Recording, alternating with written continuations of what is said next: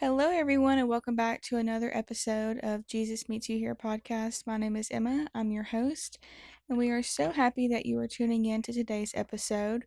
We have another special guest, my sister, Sydney Smith. She was diagnosed with endometriosis at a pretty young age, and we are just going to talk about her journey, her ups and downs, the things that she's been through struggling with endometriosis. So, without further ado, Miss Sydney Smith, welcome to the podcast. Thank you for having me. I'm super excited to be here. I am too. I always feel blessed when we get together. So let's just jump right in and ask the big question. What is endometriosis? Just explain it in your own words. Very simple. Just tell us what it is. Good, because it's kind of complicated. So, the way that it was described to me is endometriosis is a condition where the tissue that is like very similar to the endometrium inside of your uterus grows outside of your uterus, and it can impact women in a lot of different ways. That's why there are four different stages. Um, I don't know a whole lot about the earlier stages. I when I was diagnosed, I was diagnosed young, and we'll get into that a little bit later, but I actually didn't get a lot of information until my most recent surgery in 2024, and that's when I was told that I had stage 4 endometriosis.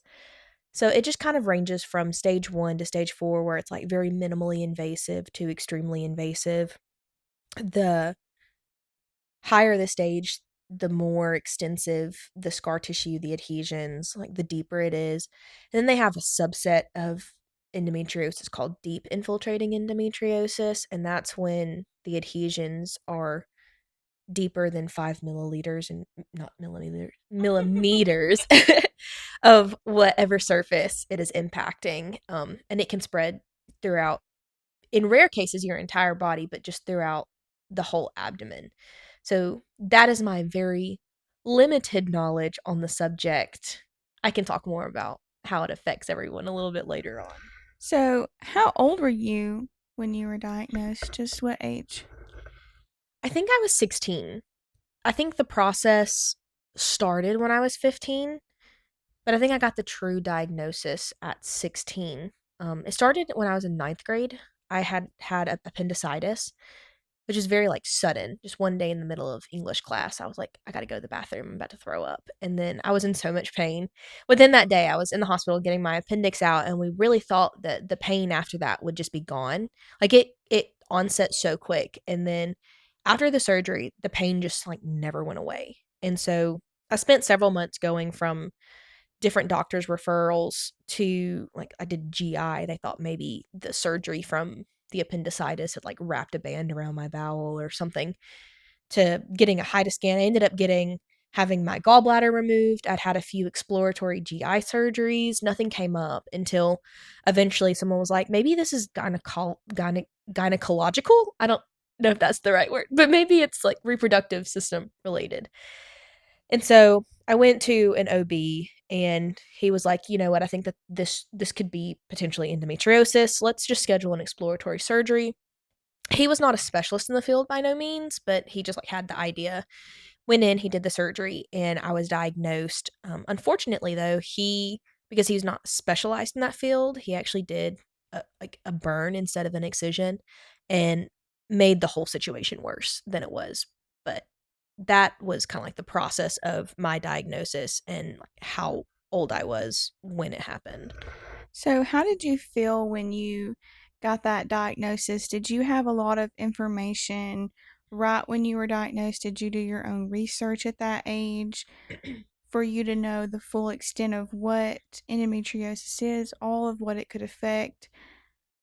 Was having this diagnosis at the time a very big deal to you? At the time, I think I was just relieved because I had spent probably a year waiting for this diagnosis, and at that time, I was just thankful to finally have an answer, to know like I wasn't crazy. Throughout that process, like there were doctors that looked at me dead in my face and said, "I think you're faking this for attention." Or some of them even would like try to get my parents out of the room, and they were like, "Are you being abused at home? Like, are you acting out because you're being abused at home?" And a man would never, if that was a man saying, "Oh, I have all this pain," Nobody would ever ask a young man that.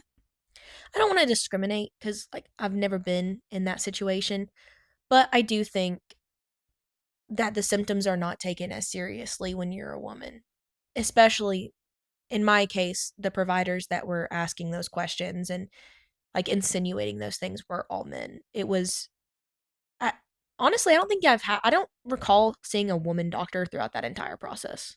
Yeah. Honestly, I don't. What was the second part to that question? You had also asked.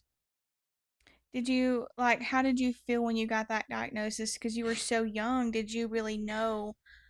Did the doctor do a good job of explaining what endometriosis is? It's going to affect A, B, C, Oh D no, in your life.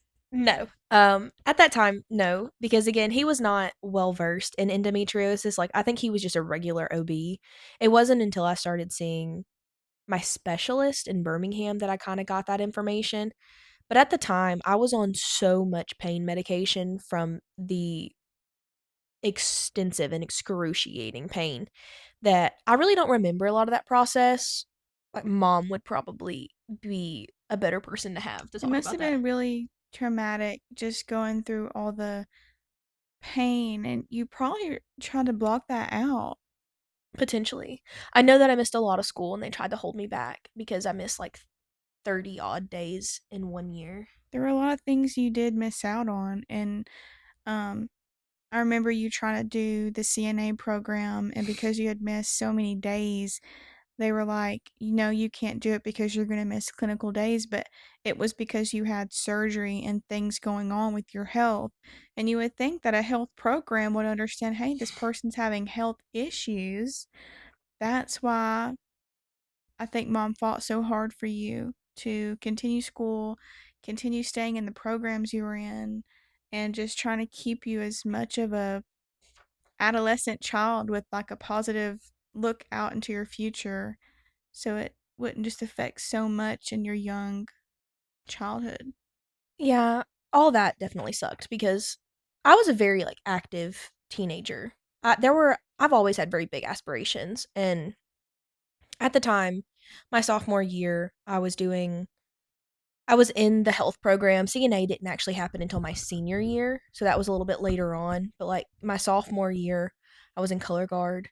I started the theater program, and I looking back at it now, there's a lot of like resentment I held in my heart for the longest time because I was very good at color guard. My first year there at Culper Heights, I was given a solo.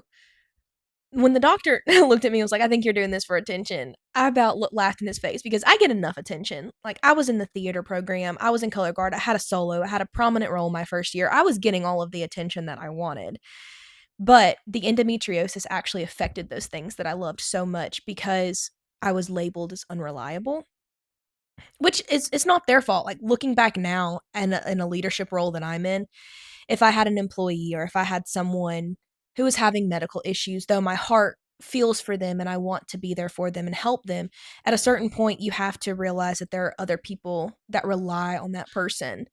I wanted to be captain in color guard. I was going to try out for captain, and at the end of my sophomore year, the band director told me I could not, that I didn't qualify. And I was so hurt back then that I just quit the program. That's honestly one of my biggest regrets throughout this whole process because I loved it so much. But because of my health issues, I couldn't be a reliable team player and it limited me in those things. Do you feel like when you first got this diagnosis, did you feel like it was going to be a really big issue for your future, thinking about marriage and kids? And did you just feel a big toll in those areas of your life at the time when you were just diagnosed?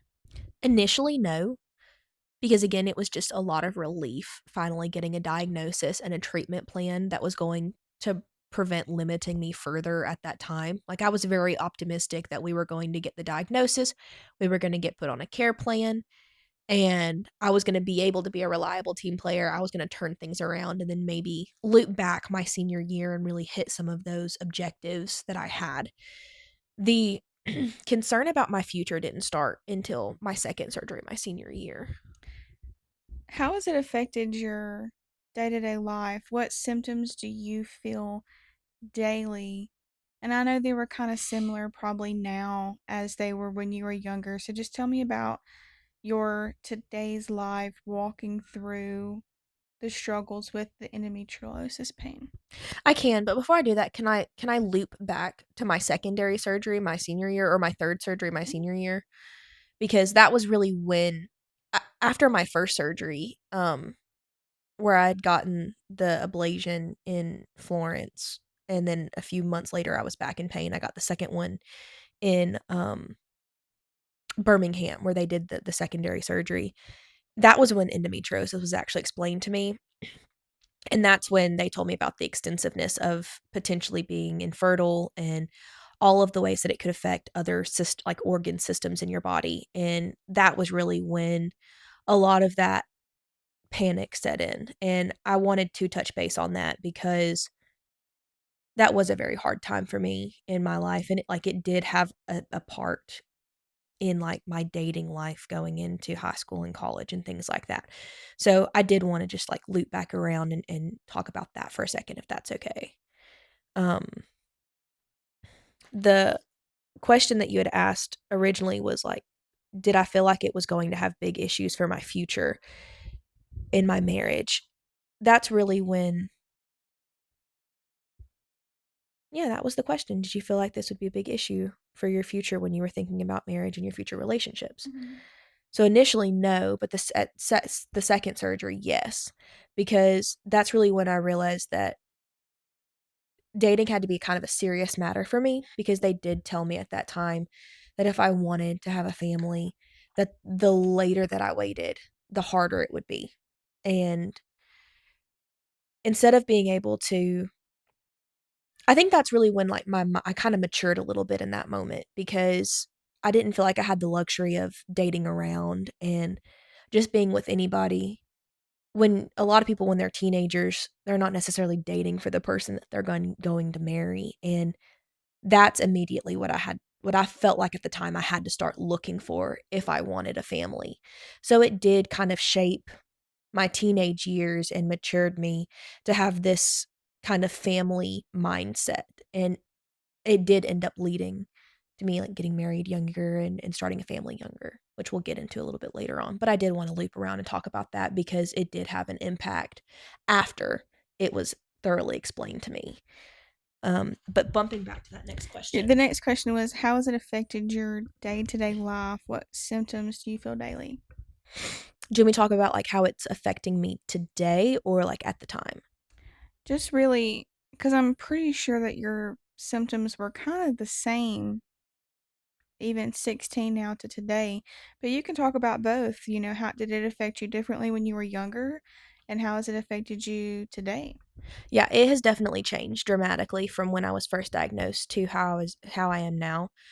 I suspect, though it was never told to me when I was younger, that I had, like, a lower stage of endometriosis, and then in 2024, when I had my last surgery, they revealed that I do have stage 4 deep infiltrating, and so the symptoms have kind of, like, shifted over the years. Like, this most recent flare-up that I've had the last several months, I didn't even know was endometriosis because it feels so different.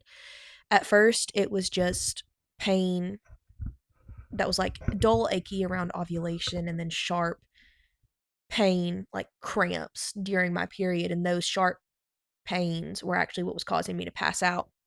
Today, thankfully, because I'm, like, going to my appointments regularly, it has not gotten to the point where the pain is so bad that I'm passing out, but it has presented itself differently to where this most recent flare-up I thought was UTI symptoms. Like, for the last several months, I've been seeing a urologist thinking that I've had chronic UTIs, but it turns out that it's more than likely the endometriosis causing that discomfort, and, I did recently start experiencing the nerve pain, like sciatica pain that runs down my right leg that I've never had before. So it has presented a little bit differently. And again, a lot of these don't affect my life daily. A lot of the discomfort is cyclical.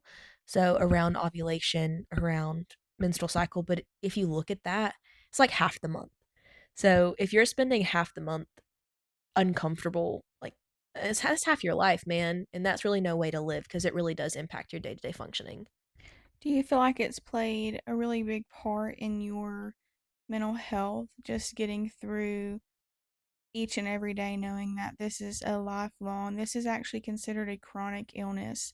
It's never going to go away, it's never going to change unless there's more research. And we'll talk about that in a second. But as part of your mental health, Yes. Excuse me. Yes and no. I think the biggest part for me, and I don't want to go into too much detail because I know we've got some questions later on about this. I'm a very structured person. Like a lot of people describe me as like type A personality. I like things done a certain way, and I hold myself to a very high standard. Um, I manage to Buff City Soaps, and how do you feel like this has affected your damn? How do you wait, how do you feel like this affects your mental health knowing that this is a chronic illness? I think it definitely has an effect on my mental health. Most importantly, because of how it affects my day to day life, and I can't be the person that I want to be because of it. Like, I'm a very structured type A person, and so that aspect does. I'm very hopeful because I do have such a great team of doctors that help me have has helped me tremendously throughout the process. And there are I know we're going to get into research in a second, but like they are doing more research all of the time, and we are learning new ways to manage this. Like every time I go to the doctor, they have a new like a recommendation for me to try. And some of the things have helped and some of the things haven't. So even though I know this is going to affect me for the rest of my life, I also know that there are changes that I can make to manage and like help me cope. So it's really good that they're continuing research and just how to help each individual woman with their day-to-day struggles, because I know some women don't struggle like you struggle. They may have different symptoms and different mental things that they go through, because Astoria, you're a very positive, upbeat person, and you continue to push yourself even when things get hard. There are some women out there who, number one, don't have a good support system, who don't have good insurance to help them get through these things, and maybe who haven't even been diagnosed, that are just sitting there thinking, oh my God, I'm crazy. What is going on with me? So, And not to add that some of the things that they prescribe to help with endometriosis like directly affect mental health. Like that was something that I experienced when I was first diagnosed because like the first line of defense after the surgery is like, let's put her on birth control. And I had such an adverse reaction to the birth control that like during that point of time, my mental health was so bad because of the symptoms of that. But thankfully, my doctor listened to me and we were able to try some of the other more holistic things that worked a little bit better for me and my body. and you have to find a doctor that listens to you, number one. And if you're someone that is struggling with endometriosis, or maybe having some of the symptoms that Sydney was talking about, and you're like, hey, I think I might actually have endometriosis, um, it's really important to get health insurance, and it's really important to take care of yourself, because every thing that you go through can affect your mental health, and it's very important to get the help early on and not let it just take over your life. And I know that's really easy when you're thinking about bills and money and how am I going to afford this, but some things come at a cost. And I think taking care of yourself is worth whatever cost it has to be. Oh yeah, good lord, I cannot go without health insurance. So that kind of answered the next question about research, as far as, is there more research? Always. There are always going to be people that are doing more research. I feel like in the beginning there was not a lot of research to help No, you. and I still think that they could be doing more than they are. I agree. It affects way too many people for us to not have a better understanding because endometriosis is like its own in the articles that I have read, and I am very limited in my knowledge because I just don't understand a lot of it until like someone layman terms explains it to me. But endometriosis is very similar to cancer cells and autoimmune disorder cells, but it's its own thing. So it progresses in stages like cancer does, and it can duplicate on its own. So, like, even if you were to have a full hysterectomy, the spots that you have in your abdomen will continue to grow on itself. And it doesn't help that for those who are struggling, it does take an exploratory surgery to even be correctly diagnosed. So, there are some women, some parents who are like, oh, I don't want to put my child through that because what if I put them through all this surgery and in the end they didn't even have it? So, I feel like a lot of it has to do with really listening to yourself, advocating for yourself. Do not let doctors say you're faking this, you're doing this for attention, someone must be abusing you, you're trying to reach out. You know, You know your body than anybody I else does. agree. I agree. And it's important that you advocate for yourself. But you were mentioning the diagnosis. One of the research projects that they're actually doing right now is I think that they're going to be able to identify if you have endometriosis or at least the gene linked to endometriosis through a spit swab. And I think that's good because I don't think that it should take an exploratory surgery to have that diagnosed, especially if we're diagnosing cancer and all types of wild things Well, with a blood sample or a nose swab. You might I go back to kind of thinking, I'm kind of a conspiracy theorist, but COVID was put out a certain month. Not even 2 weeks later, we had a COVID testing kit, and not even a month after that, we had COVID well, vaccines. it's different though because COVID was a virus and this I is get completely that, but different. I feel like if they wanted to, they would. I don't know. If I they think I have to wanted to disagree with you there. I don't know, I think if it was taken seriously enough, because it affects enough people for it to be something serious. I feel like it should be more, number one, more talked about, more research, more ways to help when you're going through these things. And I feel like if it was important enough, it would be more funded from the government. I don't know. I think we might, in some aspects, I agree, but I think there we might have to just agree to disagree and move forward. Well, we'll move forward. So let's talk about you got married a few years after your diagnosis. I did. And have you had any issues within your marriage that stem from the side effects of endometriosis? So I did get married young. I was 20 and my husband was 19. We had dated for 2 years before we got married. I'm very blessed with my husband. So beginning stages, no, there were not a lot of issues between us. There was a little bit of conflict with like how young we wanted to get married from outside people because they felt like, oh, like they can wait a few years. But after we discussed it on our own, we decided, and like endometriosis was a factor in that decision. And so I would say like that might have been like a rocky spot, but not between he and I, just between like us and everyone else, if that makes sense. And I know a lot of people struggle with their mental health in relationships when they are diagnosed with something that kind of just, if you let it, can run your life. And do you feel like your mental health had any ups and downs in your relationship? At the time, no.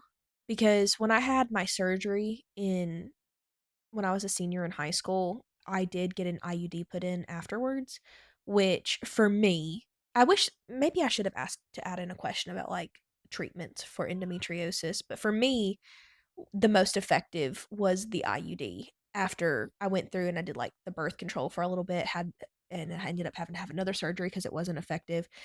And I had the IUD put in 2019, actually the day after Trace and I started dating, which I think is really funny. It was not tied. I'd already had the appointment scheduled, but the entire time that Trace and I were dating up until we got married in the first 2 years of our marriage, I'd had the IUD, which for me dramatically reduced my symptoms. So you didn't have as many symptoms like in the beginning of your relationship because you feel like it was more controlled because of, Yes. okay. Yes. But I know a couple years ago, well, I wouldn't say a couple years, 2 years ago, 3 years ago, you had told me that you and Trey that you were ready to start trying to have a baby. At the time your husband was in college, you were working full time, and you were ready, but he was not. And you know that with endometriosis, you kind of have like a ticking clock. Um, how difficult was it for you to be ready for kids in your marriage, but your husband wanting to wait a little longer? How did you navigate that emotionally? How many conversations did y'all have about that? How did he react when you were ready to have kids? Just walk me through that. Yeah, so the conversation started in like 2023. The IUD at that point was not effective. It was in like the last year of it being before it was going to expire. And the pain was coming back. And when you feel that pain and when you feel the symptoms, like that sense of urgency comes back. And so in 2023, I had the IUD removed, and very quickly after, like 2, 3 cycles after, was like, I have to get in to see my specialist. Um, I was just so uncomfortable. And that's when he was like, we really need to schedule a surgery. It's been 4 years. I think it's time. And throughout that whole process, we were kind of starting the talks of like, I think it might be time to go ahead and start trying. You're about to graduate. Like, I think it's the right time. I'm hurting. I'm afraid if we don't do this, we're gonna miss our chance. And then when Doctor, I don't want to like throw his name in here. That's fine. You can Okay, I keep it can. confidential. Yeah. Okay, I would love to share. You know what? I'm gonna share. I see Dr. Childs in Birmingham. He is phenomenal. I highly recommend him, but he is extremely hard to get an appointment with. So, like, if you live in Alabama and you think you have endometriosis and you need to see someone, highly recommend him. When Dr. Childs put surgery on the table, you are most fertile after the 6 months after a surgery. And so we were about to have this procedure, and I was afraid if we were not ready, we were going to miss our chance. Right. Hmm. So we went into the surgery still deciding that we were not quite ready to start our family because it had to be a joint decision.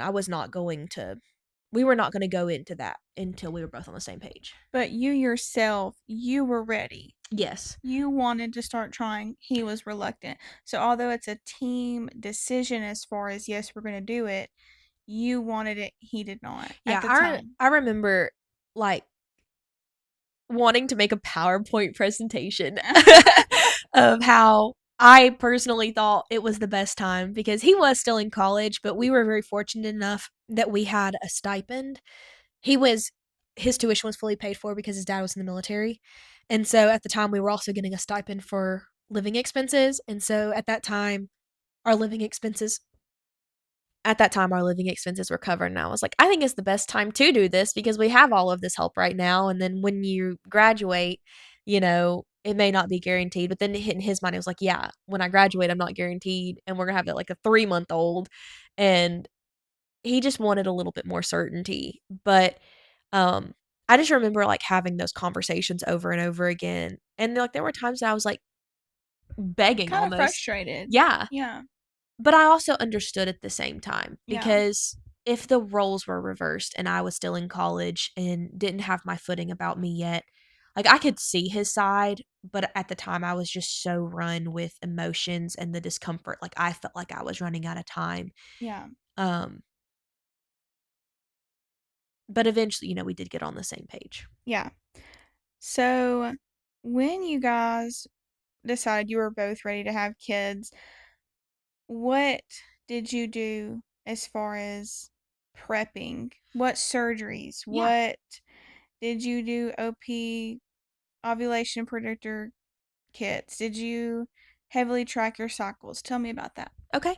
So we did not decide to start trying until the March after my surgery. So Which was how many months after your it was surgery? literally 1 month. A little bit of backstory at the time, I was like miserable. I was just getting out of a job that I think the stress, like endometriosis and stress for me are directly linked. And so I was so miserable in how my life was at that moment, like with where I was working and the physical demand on my body. After having the surgery, I was like, if I'm going to invest in this surgery, then I'm going to make some really big lifestyle changes. And I had the surgery, ended up getting a new job, and when that happened, my, like, spirit came back into me almost in a way.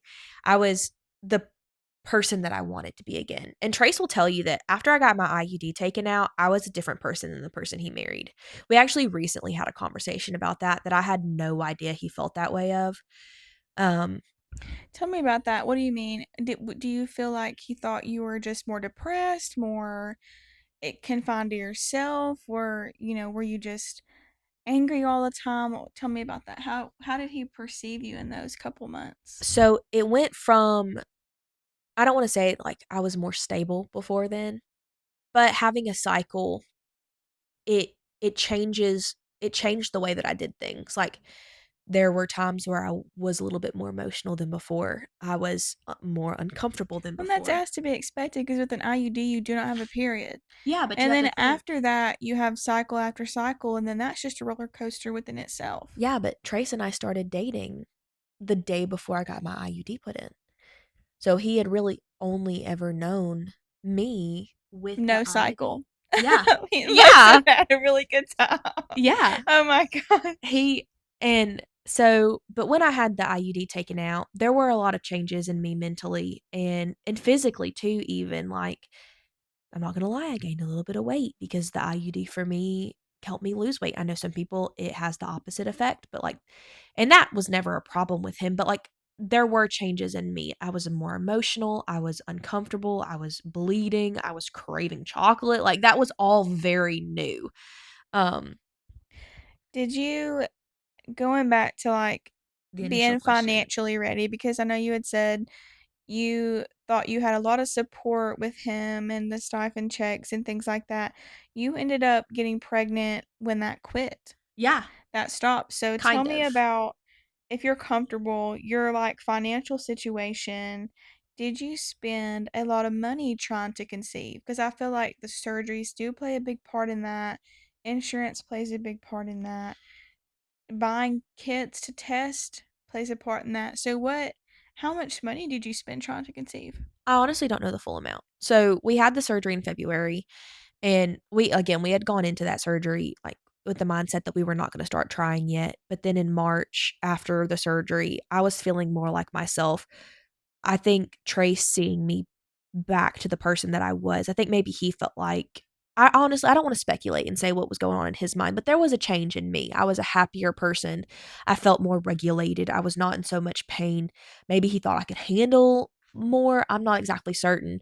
But in March, at some point, and I honestly don't know what convinced him, just like on a random day, he was like, "You know what, Sydney? I think if we wanted to do this, we could. Like, something about this just feels right." And maybe it was because we did spend around $8,000 on the surgery. I don't know the exact full amount, but at the time I did have insurance. I wanna say without insurance, it was gonna be around $40,000 if there was no, like, cash pay, like, that's how much the surgery would have been with, like, just in general. Mhm. A lot of practitioners will offer, like, a cash pay option, which I had to do my senior year of high school because I was on Medicaid at the time, and doctor that particular office did not, like, it was not in network with Medicaid, and I wanna say mom paid around, well, mom and family invested in me, and I think it was around, like, 10,000. I'm not exactly certain, So though. you feel like you did spend It was significant. probably like 10K, do you think would be what you paid like from your own personal account to I mean, track and things like that? for the most recent surgery, No, like just in for general, no, just like when you were trying to have a baby, when you were trying to conceive. I wanna say that surgery in itself, I had to do a down payment of around 3,000 because that's what my deposit was. I wanna say it was around probably 6 or 7,000 for the surgery, and then afterwards, we tried to just go. I didn't wanna be the person that was, like, tracking everything. I wanted it to kinda happen naturally and it be, like, a Well, little bit of a sometimes it takes surprise. that. But I did end up in August after 4 or 5 months of trying. I was like, "You know what? I'm just gonna, like, check and make sure my body's even doing what it's supposed to be doing." And So I did get a you subscription, which was, like, $60, and I got the ovulation testing kit. so after March, you tried for 6 months on your own, and then you I think it started was tracking. I think it was 5 months. So after you did it, It was, like, March, April, May, June, you July, did and that then I with no started tracking. no tracking. And how did you navigate that? Because I know that that's a heartbreak every month. Yeah, there either was one getting your time. cycle or getting a negative. Yeah, and I don't have like mine's not like a fixed day. So Mhm. like sometimes my cycle is 27 days, sometimes it's 35. Mine And too. then there was one cycle I remember. It was I think it was in July or June. I was 7 days late from what my app told me it was going to be. And I really thought I was pregnant. And it kept telling me like I would test and it would be negative. And then I would read online that like just because it's negative doesn't mean it's actually negative. It could just be too early. And then I was like, okay, well, I'm going to wait until Saturday. And I'd taken a test that on the day that I was supposed to get my period and it didn't come. And I was like, okay, I'm going to take one next Saturday. And that way, like, I'll know for sure if it's a positive or a negative. I got up that morning and I took the test, sat the test on the counter, and wiped. And Aunt Flo had visited me. Like, I fully I just like understand that threw heartbreak. the whole I was just like took the whole pregnancy test. Didn't even It wait for you the feel result, just threw it. so Yeah. defeated in Yeah. those moments. But the very next month, Yeah. the Was very next month That's you when got I pregnant. decided that I was going to do the tracking because I was so sick of my cycle. Like, I would be so optimistic that I was pregnant because it was 5 days later than what I was supposed to start per the app, because the month before it was 28 days and then the month after it was 33. That's when I decided I was going to track to kind of help with some of the heartbreak. And I used Pre-Mom, which I absolutely loved. Got it on the first try, obviously. So did the cycle tracking. It was very insightful. It did like a whole I went in and I'd like copied my past cycles from my other apps that were not specific for like ovulation, and it's just like your basic menses tracking. And it's difficult. And I know a lot of my listeners do have PCOS. I have a large following on TikTok that listen to the podcast. So if you're someone that's struggling with PCOS, what's hard is that you do not ovulate during the month. Now, with endometriosis, did you ovulate every single month? Did you always get a positive? Or when See, I only obviously did it when you that one checked month. it, so yeah, Yeah, I only did it that one month yeah. because I did end up getting pregnant on that month. And what's really cool about Pre-Mom is that if you don't get pregnant, I think it was like at the time in your first 6 cycles, they give you a full refund. Oh, wow. So, yeah, I was very thankful for that. And they pay for the ovulation testing strips. So, shout out to Pre-Mom. Loved that. It was a very helpful tip. I still use it today. I still pay for the subscription. So we can now tell the viewers that you do have a little girl that was successful, and Yes. she's what, 1 year and how many months? 2 months. So she's 14 months. 14 months, and she's just the littlest, happiest little baby, and Like our family is genuinely so a bundle of blessed. joy. Like genuinely a bundle of joy. She hardly ever cries. I think I was blessed with the best baby in the world because the Lord saw my suffering and was like, this is your reward at the end of the tunnel. Like, you're going to get a baby that's happy all of the time and going to show you that all of your pain and your suffering was worth it. Man, true. My husband, True, and we haven't talked a lot about my journey on the podcast yet, and I am going to do an episode about just specifically my journey. We were just talking about the stress of trying to have a baby because me and True have been trying to have a baby for almost 8 months with ovulation testing kits, and with PCOS everything is just so unpredictable, and it's so hard to stay positive just because you feel like nothing's going your way, because when you are tracking negative after negative after negative, even with ovulation, it's just like, I remember just like crying. Like, I was not very public about my experience. I had like 4 people that I talked to. So my best friend, my mom, my grandma, and I think you were the 4 that I would just call every month. And like, didn't happen this month. And I don't know. I just remember it being so discouraging. And then like the fear of what if this never happens? Because that was a possibility. yeah. I know me and True have actually talked about becoming foster parents and doing adoption, and we actually got the news that you have to be 25 years old to even be considered for adoption. And I'm only 23, but we had started this process, so because right now we live in an apartment and it takes about 90 days which about 3 to 4 months to even be licensed to foster. And of course, we have to get a bigger space to foster. But, just wanting to still help young babies or, toddlers, and then for you to be met with, you're not old enough yet. And it just, I don't know, because I just feel like I'm so qualified. I feel like my life is just really put together, and I feel like we could make a difference in others' lives. So it's like, even the things we can do to kind of feel at peace with what's going on is just not in the cards for us right now. Yeah, I do understand that. I also understand though having those regulations for a reason.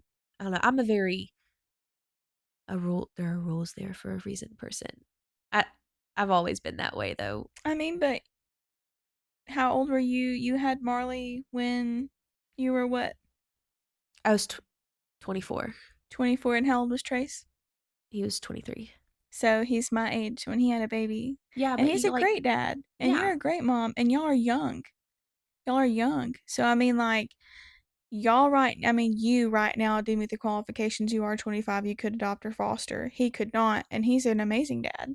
Looping back to how I navigated my emotions and tried to stay positive. My journey was a very faith-based journey. Like throughout that entire process, I feel like in this podcast, I have not talked enough about how I relied on the Lord during this because that was the main thing. I did Bible studies every morning, and it was a time spent in so much prayer. I felt like I was in a constant state of prayer, like driving to and from work throughout the day when I would feel the discomfort. Um, I liked doing studies on women in the Bible that also experienced infertility or just issues through that journey and learned that oftentimes the result of those pregnancies were some of the most impactful people for the kingdom. And that's really what kept my hopes up and kept me going. And then also knowing that, like, if it wasn't in the cards for me to have a baby of my own, that eventually I would be a mom in some capacity, kind of like what you were talking about. But again, I was rewarded with like the most happiest baby that I genuinely think is going to do such kingdom work because of just her personality and like her outspokenness. She is already at 14 months old just a very outspoken person.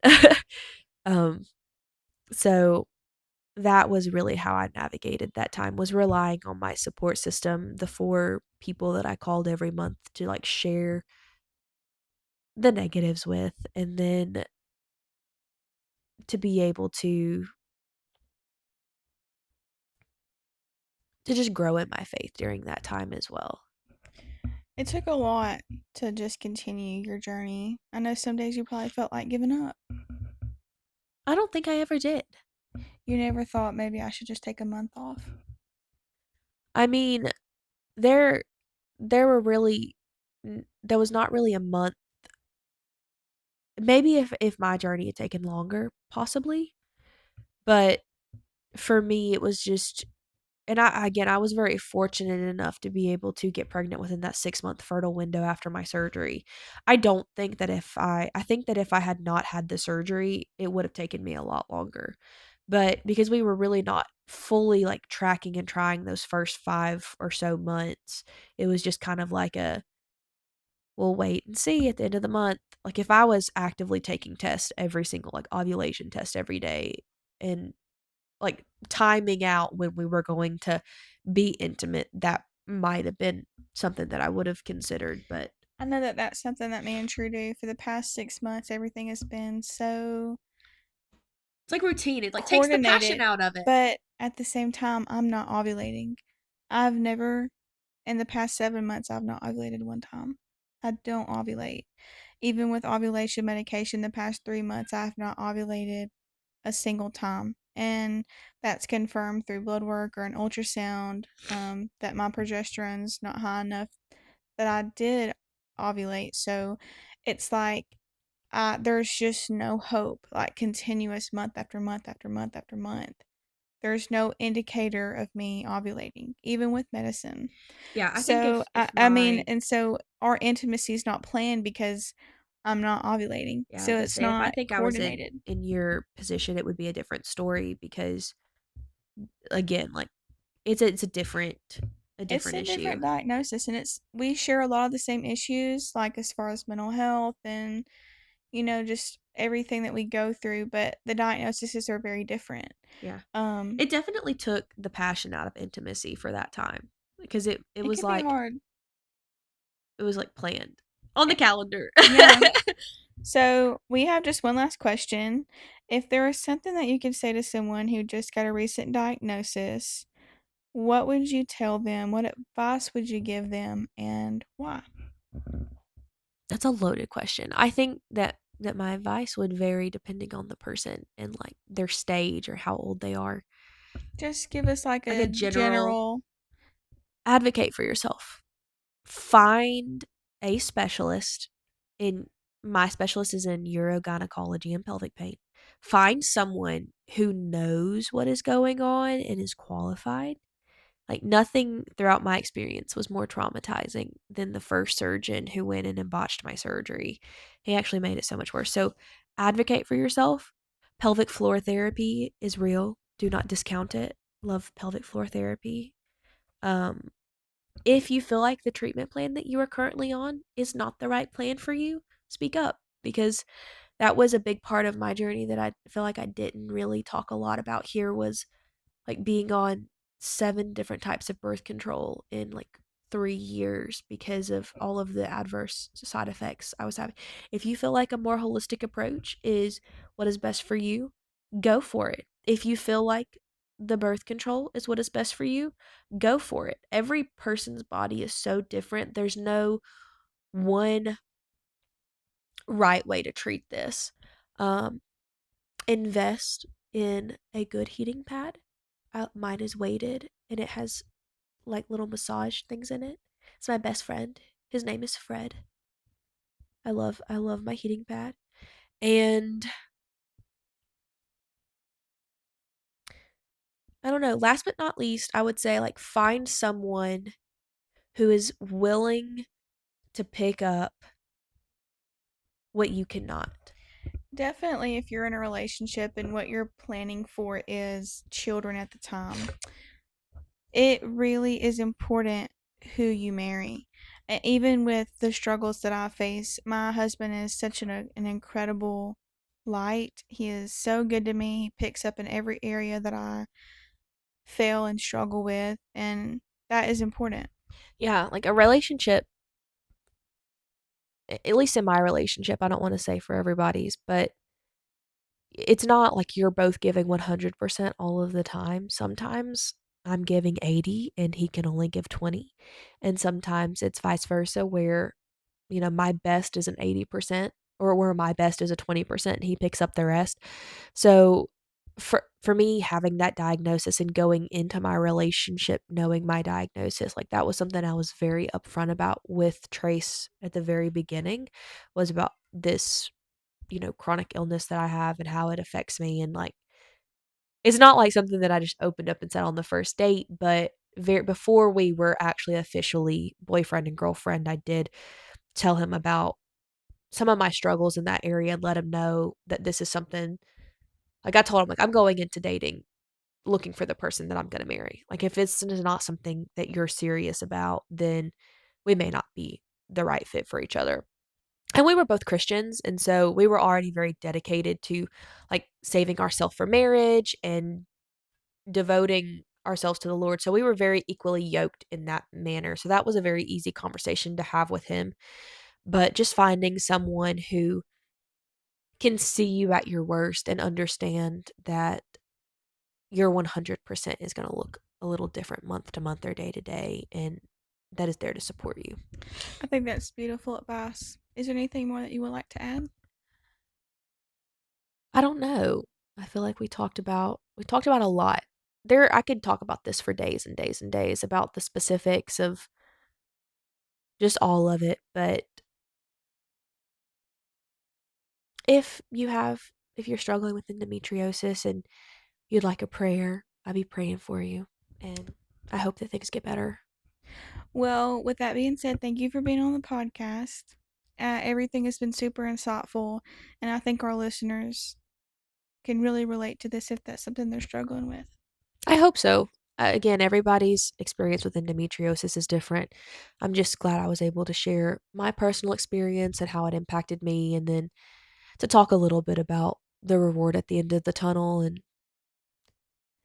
even for those women that I do know that struggled for years and years and years and ended up doing IVF and IUI, having babies, and those that didn't, those who wanted to be mothers became mothers in some capacity. And so that is a little bit of hope that I would want everyone to hold on to. Well, we are going to close out the podcast. I know we do a prayer, but I just want to remind everyone that I have socials on Facebook, Instagram, TikTok. Facebook is my biggest page, my platform. I have a YouTube. I also have a link on really all of my platforms that go to a specific page. If you are struggling with anything, with any walk that you're going through, it doesn't even matter if what you're going through isn't infertility. I have an email. It's my personal email directly linked to the podcast where you can submit messages, prayer requests, questions that you want talked about on the podcast. Every single one of those get looked at. Every single one of those will get responded to. Um, this isn't a very big podcast. I just have a couple listeners, and I'm just so content with the listeners that I do have. I feel like we're making an impact and reaching out to those who are struggling every day. So, we are going to close out with a prayer. So, if you, whatever you're doing, wherever you're doing it, um, just close your eyes and bow your head just for a couple moments. So, Lord Father God in heaven, we just want to thank you for the time that we've had together today. We are just so thankful for each and every listener. Um, if anyone that is listening to this that is struggling with infertility, Lord, I just pray that you put a hand on their journey and light their path for them, Lord, and just allow them to continue to have hope and positivity and just hold on to the things and the tools that you give them, Lord. I'm just so blessed and so thankful to have a platform that can reach out to others and a voice that I am excited for people to listen to.